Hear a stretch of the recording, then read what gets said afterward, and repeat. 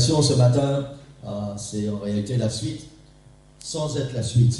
La suite de la semaine dernière. Voilà, gloire au Seigneur. Amen. Il y avait une suite. En fait, il y avait une prédication complète la semaine dernière qui n'a pas été achevée. Voilà, j'ai reçu une autre direction pour ce matin.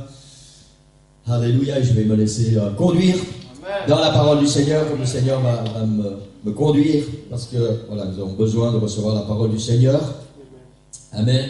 La parole du Seigneur, c'est la lumière sur notre sentier. Alléluia. Quand Annelise était petite, elle disait sur mon chantier. Maintenant, on a aussi besoin d'une lumière sur le chantier, parce que quand il fait noir, ça ne va pas vous travailler. Amen. Et le Seigneur, c'est la lumière sur notre sentier. Amen. Gloire au Seigneur. Est-ce que nous croyons cela? Alléluia. Gloire au Seigneur. Amen. Donc, le titre de la prédication ce matin, c'est la suite. Dieu peut-il dresser une table dans le désert? Alléluia. Gloire au Seigneur. Et on va relire les versets. On va regarder les mêmes versets qu'on a utilisés la semaine dernière dans le psaume, chapitre 78, versets 13 à 22. Pour ceux qui peuvent, on va se lever. Psaume, chapitre 78, verset 13 jusqu'à 22. Donc ici, il est raconté les exploits que Dieu a fait pour son peuple.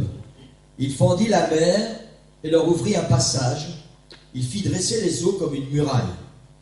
Il les conduisit le jour par la nuée et toute la nuit par un feu éclatant. Il fendit des rochers dans le désert et il donna à boire comme des flots abondants. Du rocher, il fit jaillir des sources et couler des eaux comme des fleuves.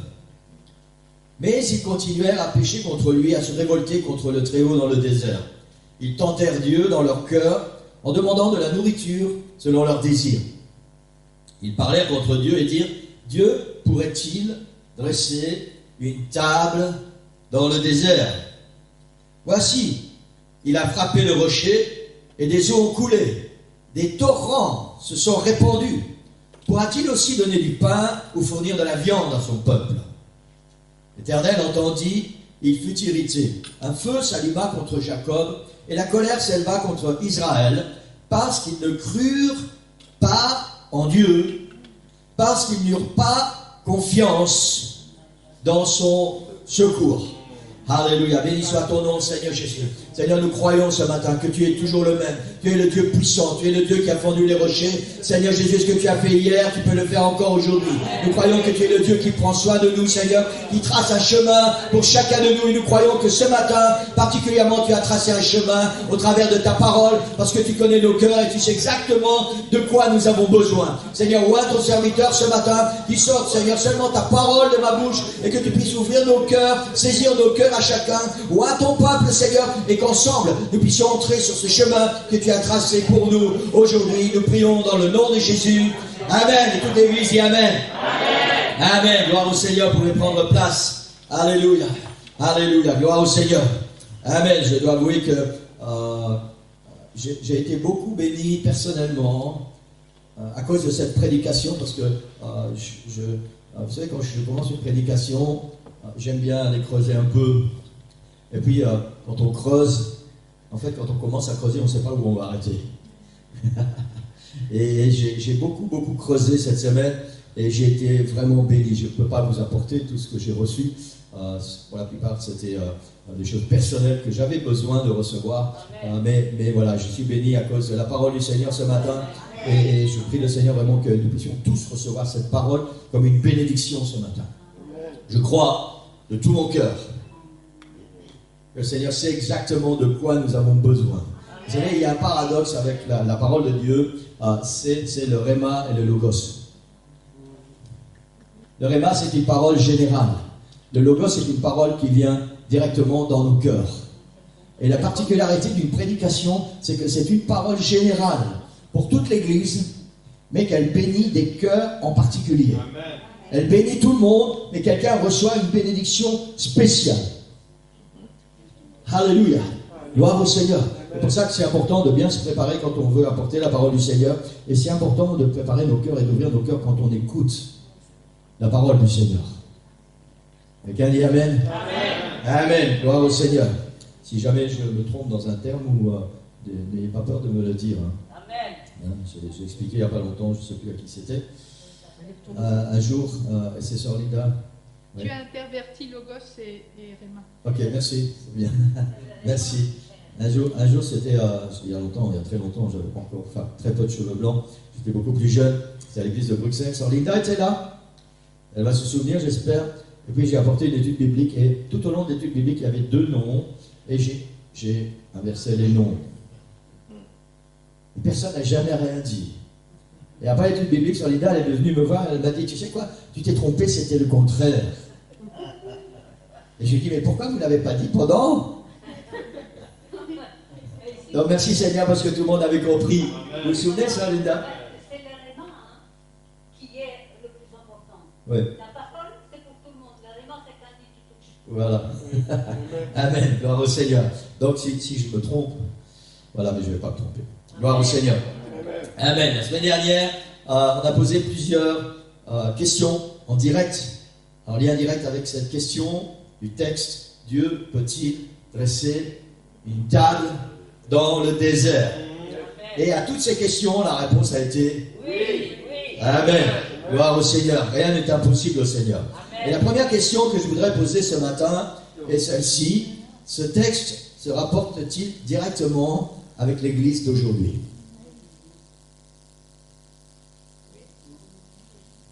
Amen.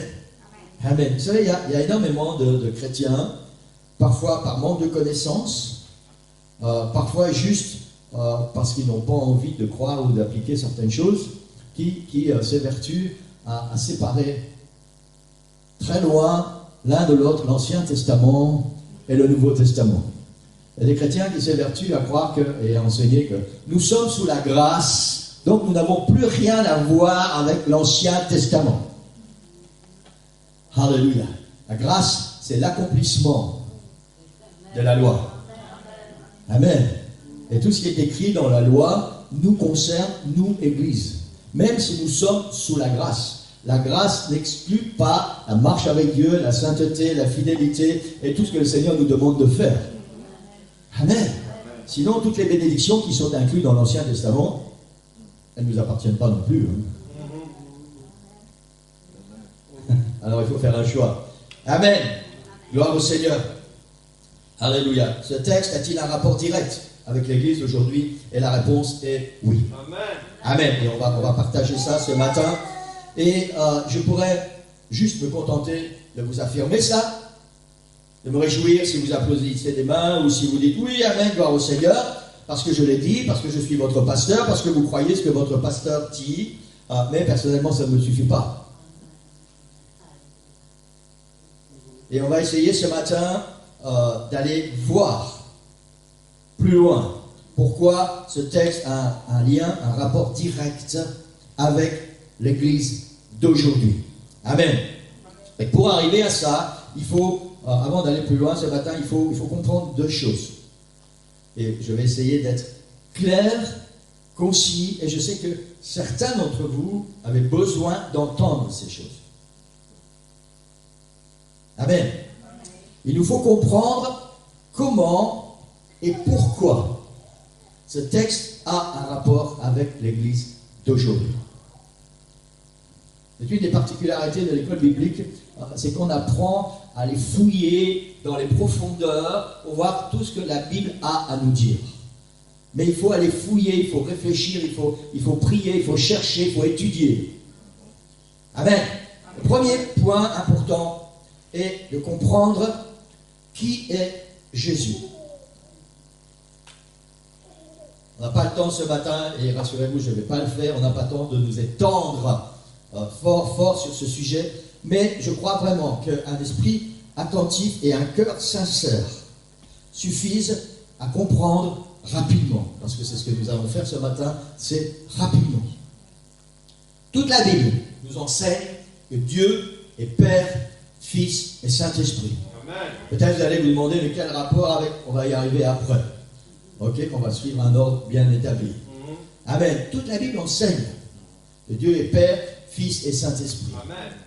Il y a des gens qui pensent que nous ne croyons pas à Dieu, le Père, Fils et Saint-Esprit. Nous croyons que Dieu est Père, Fils et Saint-Esprit. Toute la Bible l'enseigne. Et nous devons croire ce que la Bible enseigne. Amen. Il ne nous appartient pas de prendre les choses qui nous intéressent et de rejeter celles qui ne nous intéressent pas ou en quelles nous ne croyons pas ou nous ne voulons pas croire. Amen. La théologie trinitaire, appelle ça la théologie ou le dogme ou la doctrine, ça n'a pas d'importance, c'est la même chose. La théologie trinitaire enseigne que Dieu est un Dieu en 3 personnes distinctes.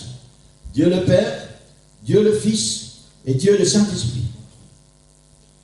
Cette théologie trinitaire enseigne que Dieu le Fils s'est incarné en Jésus. Ceci implique que Jésus n'est pas le Fils du Père puisqu'il s'est incarné lui-même. Or, pour être fils, il faut avoir un père. La Bible enseigne, si vous avez des questions, vous pouvez noter et on pourra en discuter hors réunion autant que vous voulez. Je suis disposé. La Bible enseigne que c'est le Saint-Esprit qui a couvert Marie.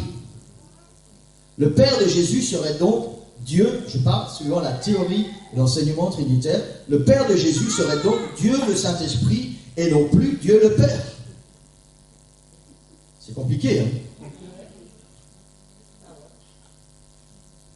Le Seigneur m'a emmené dans des domaines que vous ne pouvez même pas imaginer cette semaine. Tout ça parce que la base de tout ça, c'est l'ange de l'Éternel. L'ange de l'Éternel. Et puis, la théologie biblique unicitaire enseigne que Dieu est Père, Fils et Saint-Esprit. Amen. Amen. Père dans la création, Fils dans l'incarnation et Saint-Esprit en émanation. Elle nous enseigne que Dieu est esprit. Dans Jean 4, 24, Jésus lui-même dit « Dieu est esprit et il faut que ceux qui l'adorent en esprit et en vérité. » C'est sa nature. Dieu est esprit.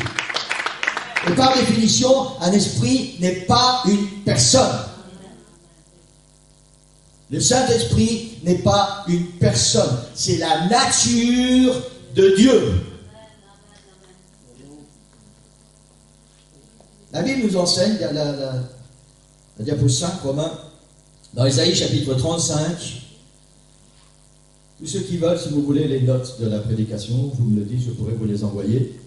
Ésaïe chapitre 35, versets 2 jusqu'à 4, il est dit « Ils verront la gloire de l'Éternel ». L'Éternel, l'original, c'est Yahvé, dans ce texte. Ils verront la gloire de Yahvé, la magnificence de notre Dieu. Fortifiez les mains languissantes, affermissez les genoux qui chancellent, dites à ceux qui ont le cœur troublé, ne prenez courage, ne craignez point, voici votre Dieu, on parle toujours de Yahvé, la vengeance viendra, la rétribution de Dieu, il viendra lui-même et vous sauvera. Alors, s'ouvriront les yeux des aveugles, s'ouvriront les oreilles des sourds. Amen. Dans 1 Timothée chapitre 3 et le verset 16, il est dit ceci, « Et sans contredit, le mystère de la piété est grand. Dieu a été manifesté en chair, justifié par l'Esprit, vu des anges, prêché aux gentils, cru dans le monde, élevé dans la gloire. » Ce verset nous dit que Dieu a été manifesté en chair. Pas un des dieux, pas Dieu le Fils. Dieu, tout ce que Dieu est, a été manifesté en chair, justifié par l'Esprit, vu des anges, prêché aux gentils, cru dans le monde, élevé dans la gloire. Amen. La théologie biblique enseigne que Dieu, Père de la création, Dieu le Père est devenu homme. Au cas où vous n'auriez pas remarqué, j'ai utilisé 2 termes distincts. J'ai utilisé le terme la théologie trinitaire et j'ai utilisé l'autre terme la théologie biblique unicitaire.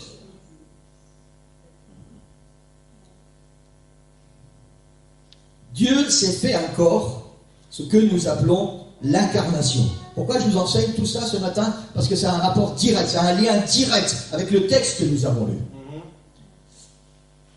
Ce corps n'est autre que Jésus, déclaré fils de Dieu et pas Dieu le Fils. Amen. Nulle part dans la Bible, vous ne trouverez une seule fois mentionné Dieu le Fils. Vous trouverez Père éternel, Dieu le Père, l'Esprit éternel, mais le Fils de Dieu. Jamais dans la Bible il n'est parlé du Fils éternel. Et c'est très important que nous puissions bien comprendre tout ça et mettre tout ça dans notre cœur. Jésus est Dieu. Tout ce que Dieu est, pas une partie de la divinité. Jésus est Dieu manifesté en chair. Ce qui explique si clairement, par exemple, Jean, chapitre 16, verset 28, quand Jésus dit « Je suis sorti du Père et je suis venu dans le monde ». Dieu s'est fait homme. Ce qui explique aussi ce verset merveilleux de Colossiens, chapitre 2, verset 9, qui nous dit « En lui habite corporellement toute la plénitude de la divinité ». Et je voudrais qu'on puisse bien comprendre ce matin que si vraiment dans la divinité, il y a trois dieux, Dieu le Père, Dieu le Fils et Dieu le Saint-Esprit, et que c'est Dieu le Fils qui s'est incarné, alors il y a seulement un tiers de la divinité qui est en lui. Or, Colossiens 2,9 nous dit, en lui habite corporellement toute la plénitude de la divinité. Ça veut dire que tout ce que Dieu est, sans exception, habite dans ce corps, dans l'incarnation en Jésus-Christ. Amen. Je vous donne une nourriture solide ce matin à l'église. J'espère que chacun en est capable d'assimiler et de digérer cette nourriture. Amen. Le deuxième point important est Jésus dans l'Ancien Testament. Et là aussi, il faut bien faire attention comment nous comprenons ça. Dans tout l'Ancien Testament, il est fait mention de Jésus d'une manière ou d'une autre.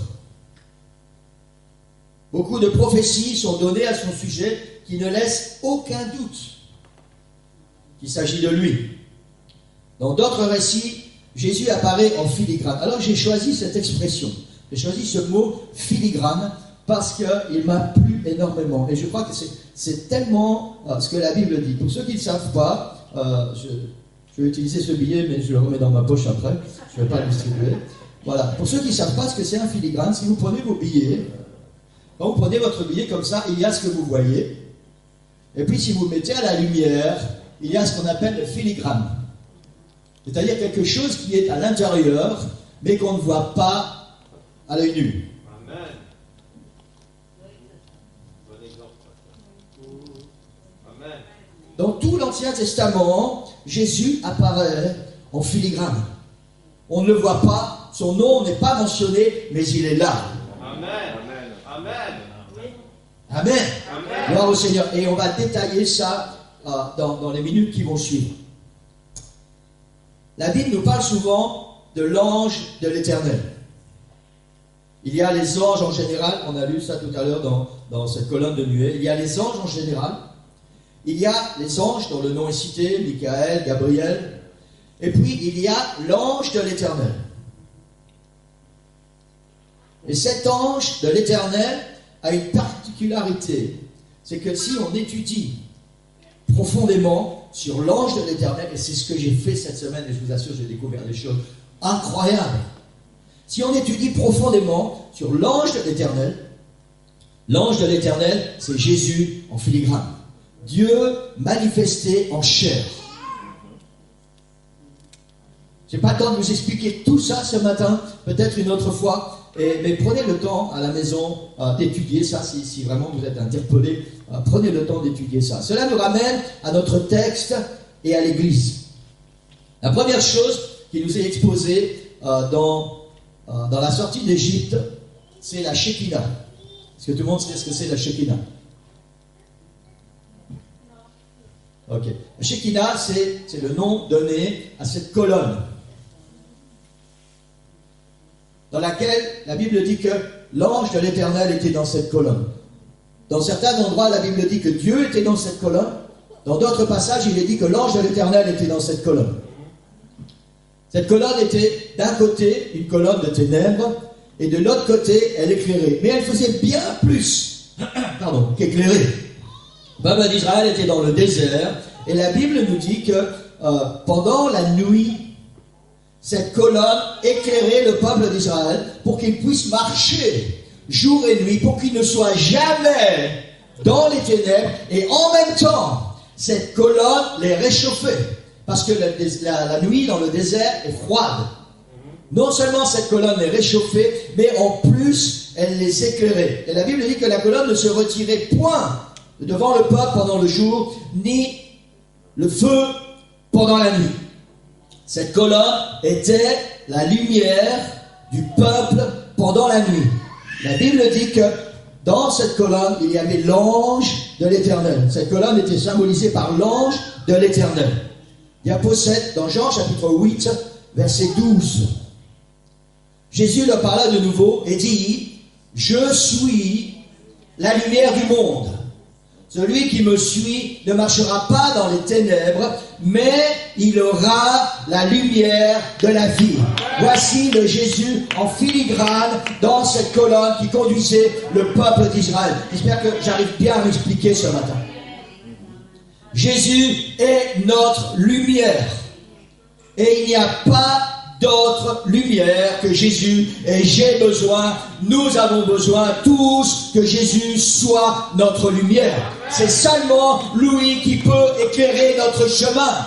On a parlé que Jésus trace un chemin, mais il faut encore que ce chemin soit éclairé. Et Jésus est la lumière sur notre chemin. Amen. Gloire au Seigneur. Dieu appelle Moïse sur la montagne, quand Moïse promène les moutons, troupeaux de son beau-père. Dieu appelle, excusez-moi. Quand le peuple d'Israël est sorti d'Égypte et que Dieu appelle Moïse sur la montagne pour lui donner l'étape de la loi, Dieu va lui donner l'étape de la loi, sa parole. Sa parole pour le peuple. Ça va être le fondement des lois de Dieu auxquelles le peuple va devoir obéir. Parole de Dieu. Et ici encore, cela nous ramène à Jésus. Dans Jean chapitre 1, verset 1, il est dit, au commencement était la parole. Si vous prenez Genèse chapitre 1, vous allez voir que la Bible dit, Dieu dit et la chose arrive. Dieu dit et cela fut accompli. Dieu dit et cela se fait. Au commencement était la parole. La Bible utilise le terme original, c'est le verbe. C'est-à-dire ce qui va provoquer l'action. Au commencement était la parole était avec Dieu, et la parole était Dieu. La Bible ne dit pas que la parole était Dieu le Père, ou qu'elle était Dieu le Fils, ou qu'elle était Dieu le Saint-Esprit. La parole était avec Dieu, et la parole était Dieu. Tout ce que Dieu est, était la parole. Amen. Et le verset 14, et la parole a été faite chair. Tout ce que Dieu est devenu chair en Jésus-Christ. Amen. Tout au long de son ministère terrestre, Jésus disait, pour ceux qui connaissent leur Bible, Jésus disait, il est écrit, et moi je vous dis. Et moi je vous dis. Personne. La Bible dit que, et Jésus lui-même a dit, personne ne peut changer ni un point, ni une virgule de toute la loi. Et pourtant, Jésus se permet de dire, la loi dit ceci, mais moi je vous dis. Il prend l'autorité sur la loi que Moïse a reçue. Et pourquoi et comment peut-il prendre cette autorité? Parce que déjà sur cette montagne, Jésus était là en filigrane. Il est la parole. Amen. Amen. J'ai partagé ça un petit peu avec Sœur Nicole hier. Elle m'a regardé avec des gros yeux. En même temps, bon, j'ai amené ça comme ça, boum, d'un seul coup, puis on parlait d'autres choses avant, on parlait d'autres choses après, et je lui ai mis ça dans le milieu, puis après je suis parti. Amen.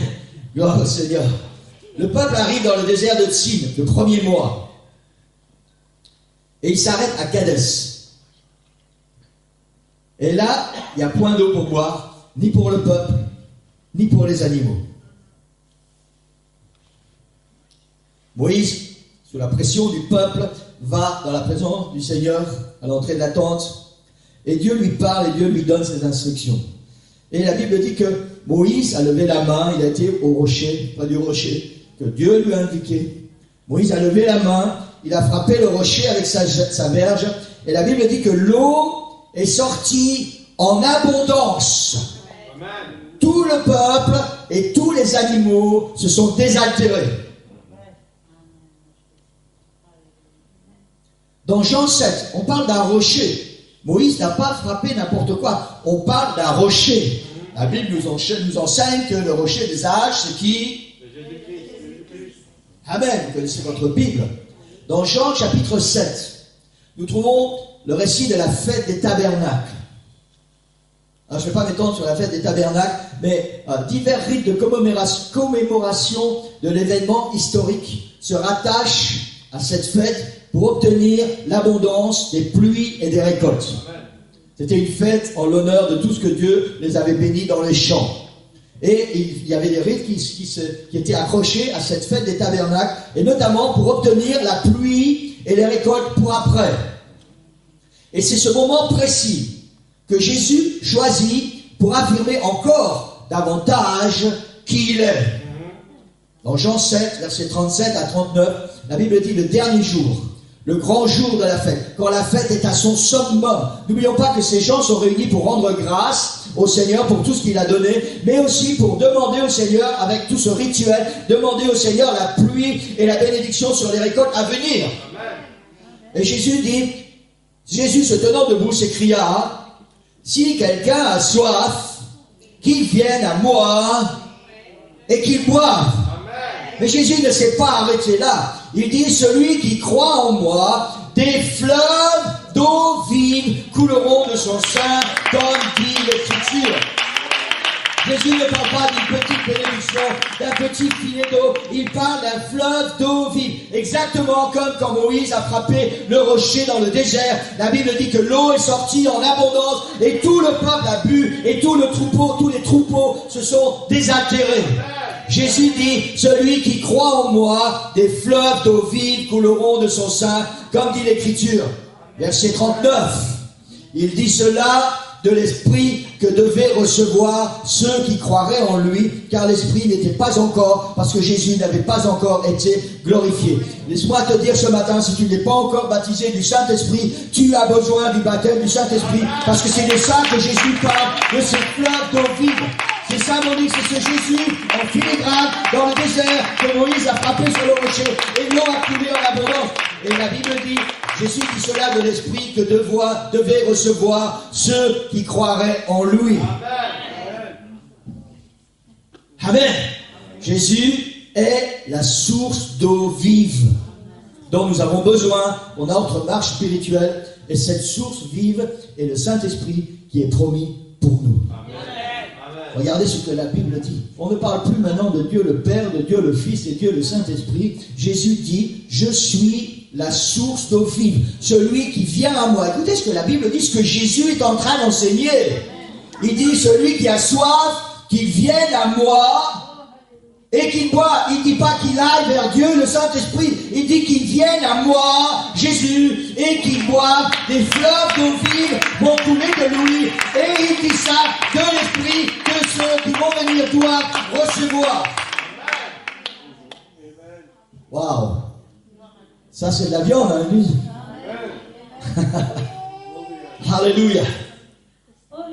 Alléluia! Alléluia! Je donne quelqu'un au piano. Alléluia. On a parlé la semaine dernière comment le peuple a réclamé du pain et comment Dieu a envoyé la manne, le pain du ciel. Il est important de se souvenir que ce peuple a eu du pain à manger pendant tout le temps où il est resté dans le désert.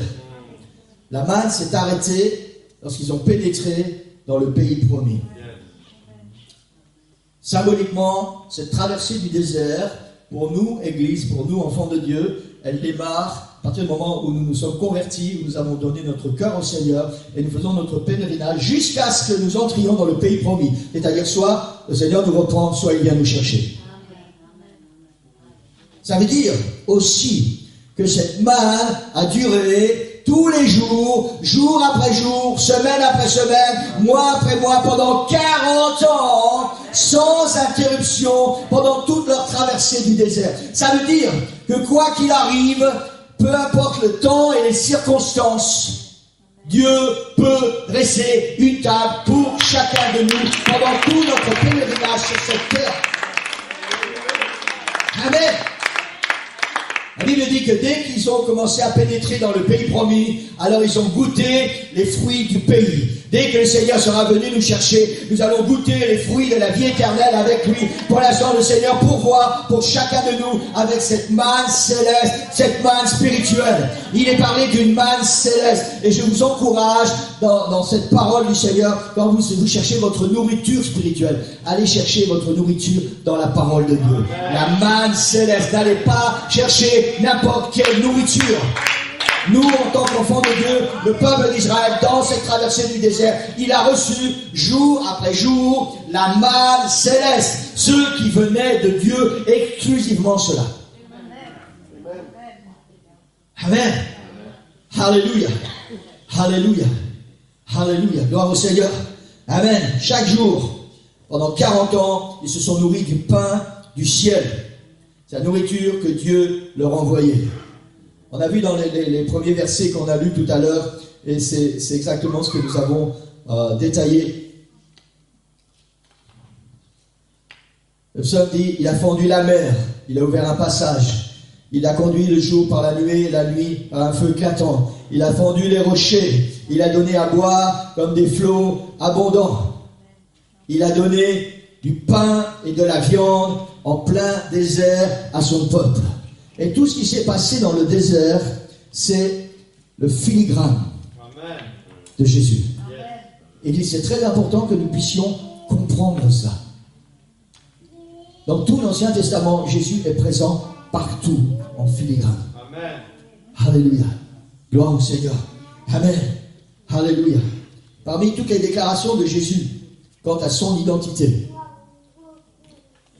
les choses que Jésus a affirmées le concernant. Jésus a dit, je suis la lumière du monde. Jésus a dit, je suis la porte. Jésus a dit, je suis le bon berger. Jésus a dit, je suis la résurrection et la vie. Jésus dit, je suis le chemin, la vérité et la vie. Jésus dit, je suis le vrai cep. Et il y a encore une déclaration que Jésus fait. Dans Jean chapitre 6 et verset 35. Et cela nous ramène encore une fois à cette traversée du désert. Jésus leur dit, je suis le pain de vie. Cette manne dont le peuple d'Israël avait besoin dans le désert pour ne pas mourir de faim. Jésus leur dit, je suis le pain de vie. Et ici encore une fois, on retrouve Jésus en filigrane. Je suis le pain de vie. Celui qui vient à moi n'aura jamais faim. Et celui qui croit en moi n'aura jamais soif. Et Jésus va aller un petit peu plus loin. Au verset 47 jusqu'à 51. Jésus dit, en vérité, je vous le dis, celui qui croit en moi a la vie éternelle. Et il répète encore une fois, je suis le pain de vie. Il dit, vos pères ont mangé la manne dans le désert et ils sont morts. Mais c'est ici le pain qui descend du ciel, afin que celui qui en mange ne meure point. Et verset 51, il dit, je suis le pain vivant qui est descendu du ciel. Si quelqu'un mange de ce pain, il vivra éternellement. La différence entre la manne et Jésus en tant que pain de vie, c'est que la manne, c'est une nourriture temporaire, une nourriture pour satisfaire le corps humain. Et un jour, ce corps s'en va. Ici, Jésus parle de notre âme. Il dit, je suis le pain de vie. Celui qui mange de ce pain vivra éternellement. Amen. Alléluia.